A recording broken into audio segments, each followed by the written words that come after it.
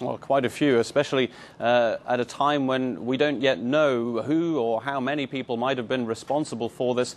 No indication from Barack Obama, for example, in his statement from the White House as to who might have been responsible. That is why security measures have been increased, not only here around the White House itself, where pedestrian areas have been closed down, but other cities as well, the likes of Los Angeles on the West Coast, New York City as well.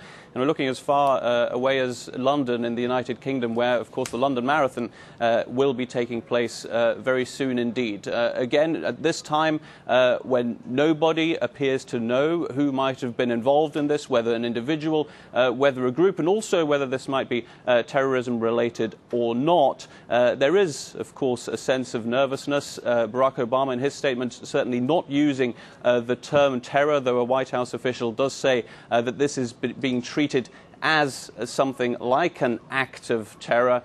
It is most likely that this was, of course, a coordinated event with those bombs going off just a few seconds after each other, but still, all of this still to be confirmed or denied from any official source. Okay, and if this does turn out to be a terrorist attack, it would, of course, be the first since 9/11. How have people been reacting over there? Is this likely to heighten a sense of nervousness around the country? Certainly a sense of nervousness, especially at this time where there are more questions than answers.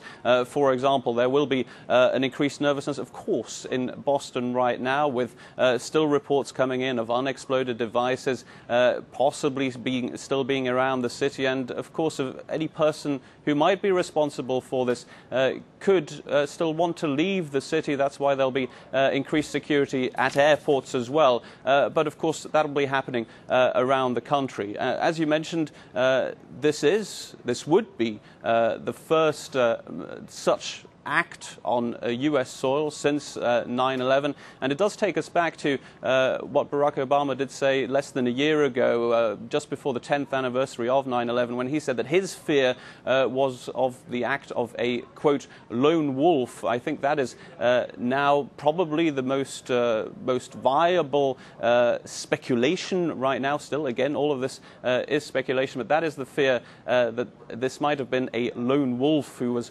responsible for this. Again, we're still trying to find out whether this was an individual or a group, and also whether this might have been domestic terrorism, if indeed it was terrorism, or international.